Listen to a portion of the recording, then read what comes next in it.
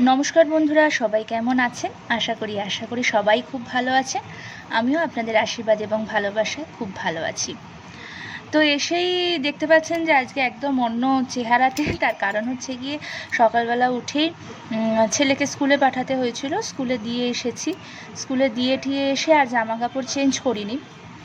তো ভাবলাম যে ঘরের যা কাজকর্ম আছে সেগুলো কমপ্লিট করে নিয়ে তারপরে ড্রেস চেঞ্জ করব। তো ততক্ষণে ছেলেকে স্কুলে থেকে আনারও সময় হয়ে যাবে, বাদবাকি সব কাজও হয়ে যাবে। তো বাসন টাসন মেজে নিয়ে আমি বেসিনটা রোজ দিনই পরিষ্কার করে নিই, কারণ অনেক জার্মস থাকে, অনেক কিছু থাকে। তো সেই কারণে আমি রোজ দিনই বেসিন, গ্যাস ট্যাস এই সমস্ত কিছুই পরিষ্কার করি। তো একেবারে পরিষ্কার করে নিয়ে ভেবেছিলাম গা হাত পা ধুয়ে ড্রেসটা চেঞ্জ করব ছেলেকে নিয়ে আসার পরে। তারপরে ফ্রিজটাও আস্তে আস্তে একটুখানি পরিষ্কার করে নিলাম, কেননা কদিন ধরে যা বৃষ্টি হয়েছিল তাতে একটুখানি সাদা সাদা কেমন একটা ছোপ ছোপ পড়ে গিয়েছিল। সেই কারণে ভাবলাম যে না, একেবারে ফ্রিজটাও পরিষ্কার করে নিই। তারপরে তো রোজ দিনের যা কাজকর্ম থাকে, রান্নাঘর পরিষ্কার করা, ঘর পরিষ্কার করা, সেগুলোই টুকটাক করে সারার চেষ্টা করছি। ছেলে যতক্ষণ ঘরে থাকে ততক্ষণ পর্যন্ত ওকেই সময় দিতে হয়, আর ছেলেকে যখন স্কুলে পাঠিয়ে দিই তারপরে একটু রেস্ট নেওয়ার সময় থাকে ঠিকই, কিন্তু আমি রেস্ট নেওয়াটা পছন্দ করি না। রেস্ট নিলে নেওয়া যায়, কিন্তু নিই না। তার কারণ হচ্ছে ওই সময়টাতে যদি আমি কাজটা সেরে নিই না একা হাতে, তো আমার মনে হয় অনেকটা কাজ সারাদিনের জন্য সারা হয়ে থাকে। তারপরে একটু যদি সময় পাই তখন একটু শোয়া বসা গড়িয়ে নেওয়া যায় আর কি। আর ছেলেকেও একটু সময় দেওয়া যায়, ওর পড়াশোনা সবটাই আমি একা হাতে দেখি। তো সেই কারণে ওকেও একটু সময় দেওয়া যায় বলে আমার মনে হয়। তো তারপরে বেসিনটাও দেখো অনেকটাই নোংরা হয়ে গিয়েছিল। তো ঘরে বাচ্চা থাকলে যা হয়, রঙের জল ফেলে, ওয়াটার কালারের জল ফেলে, এটা ওটা ফেলে, রুটি বেললে রুটি দাও, আটা মাখা নেয় সেটা এখানে ফেলে। তো এই করে হয়েছে বেসিনটাও নোংরা হয়ে গিয়েছিল। তো তারপরে না কদিন ধরে যা ঝড় বৃষ্টি হয়েছে তাতে জানলার এইগুলোতেও অনেক নোংরা পড়ে গিয়েছিল, সেগুলোই পরিষ্কার করছিলাম। তো এক এক সময় ঘর দুয়ার পরিষ্কার করতে বা রোজ দিনের কাজকর্ম করতে করতে না অনেক কিছু মনে পড়ে, জানো তো।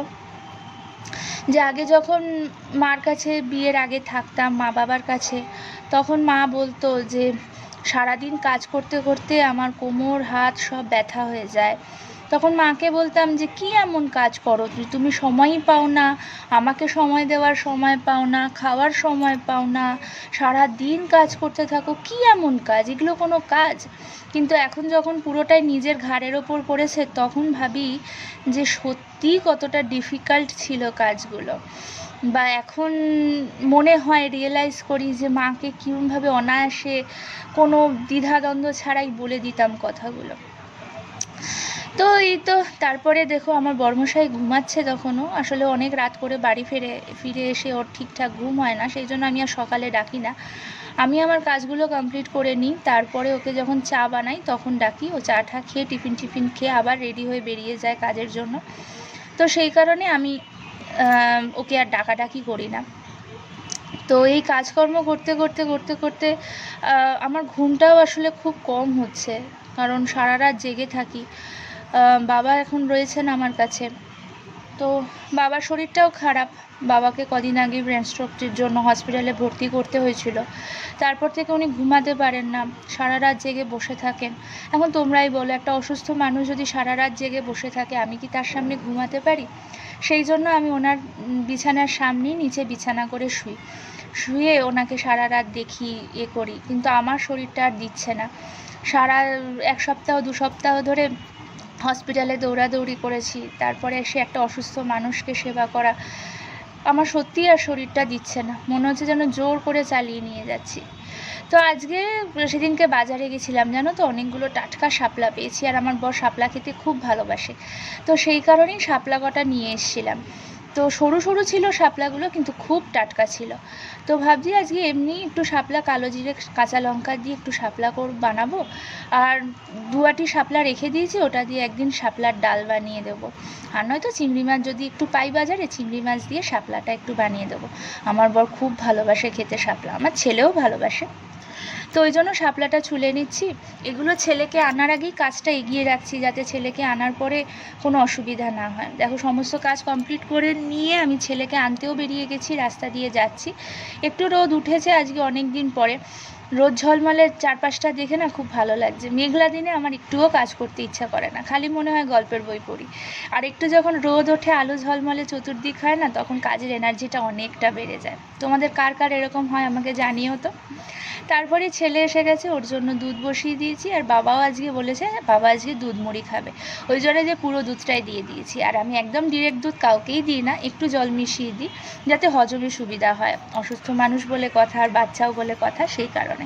তো ছেলের দুধও রেডি হয়ে গেছে, বাবার দুধ মুড়ি দেওয়ার জন্য দুধও রেডি করে ফেলেছি, সব কিছুই রেডি। তারপরে বরমশাই উঠে পড়েছে, বরমশাই বলল যে আমাকে একটু চা দাও, চা খাবো। তো ওর চাটাও বসিয়ে দিয়েছি একসাথে। দুধের যা কিছু ডিপার্টমেন্ট ছিল একসাথেই সব কিছু করে নিয়েছিল, নইলে বারবার দুধের জিনিস করা না খুব অসুবিধা হয়ে যায়। দুধের যে বাটিটার মধ্যে দুধ জাল দিই সেটাকে বারবার মাজরে ঘষরে, ওই কারণে একসাথে দুধের যা কিছু আছে সব কিছু আমি একসাথে করে নেওয়ার চেষ্টা করি। তো তারপরে ছেলের দুধটা আমি জুড়োতে দিয়ে দিয়েছি, দিয়ে নিয়ে বাবাকে দুধ মুড়ি দেওয়ার জন্য প্রিপারেশন নিচ্ছি। আর এদিকে বরমশাইয়ের চাও তৈরি করে নিচ্ছি। আমি কিন্তু চা খাই না, আমার একদমই চা পছন্দ নয়।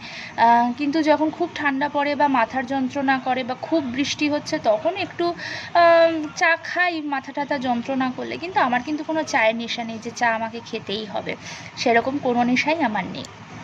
তো তারপরে বাবার দুধ মুড়িটা রেডি হয়ে গেছে, এখন চলে যাব বাবাকে দুধ মুড়ি দিতে।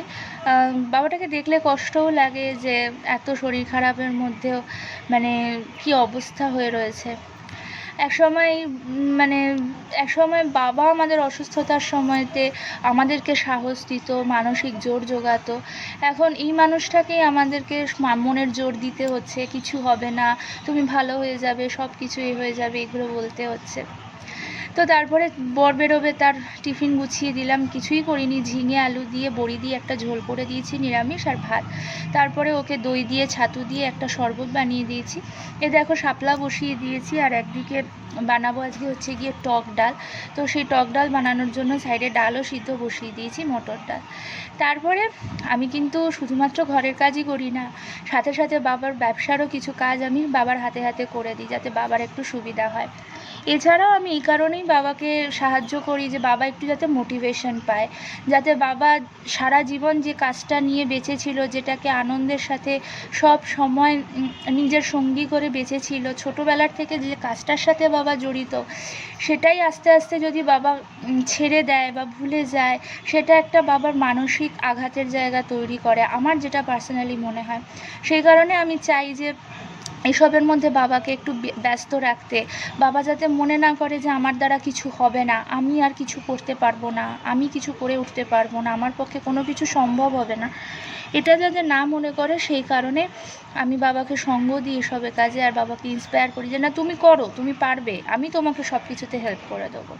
তো তারপরে দেখো টক ডালটাও হয়ে গেছে, টক ডালটাও রান্না করে নিয়েছি, সমস্ত কাজের ফাঁকে ফাঁকে আস্তে আস্তে রান্নাটা বসিয়ে। তো তারপরে করব হচ্ছে গিয়ে মটর ডালের বড়া। বাবা খেতে চেয়েছিল অনেক দিন ধরেই যে আমাকে একটু খুশি মটর ডালের বড়া বানিয়ে দিবি। আমি বললাম হ্যাঁ, দেবো না কেন, অবশ্যই দেবো। তো সেই কারণে আজকে মটর ডালের বড়াটা বানালাম। তো এই দেখো লঙ্কা কুচি করে নিচ্ছি, কিচ্ছু দিনই মটর ডালটা একটু ভিজিয়ে রেখেছিলাম, নুন হলুদ আর কাঁচা লঙ্কা দিয়ে বানাবো। বাবা পেঁয়াজ টিয়াজ বেশি খেতে চায় না, কারণ অ্যাসিড হয়ে যায় প্রচণ্ড, সেই কারণে। তো এখানে ডাল হয়ে গেছে, শাপলা হয়ে গেছে, এবার মটর ডালের বড়াগুলোও ভেজে নিচ্ছি।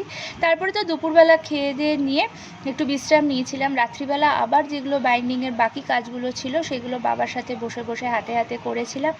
তারপরে বাবাকে খেতে দিয়েছিলাম, ছেলেকে খাইয়ে টাইয়ে নিয়ে নিজের সমস্ত কাজ গুছিয়ে টুছিয়ে নিয়ে গুড নাইট বলে শুয়ে পড়েছি।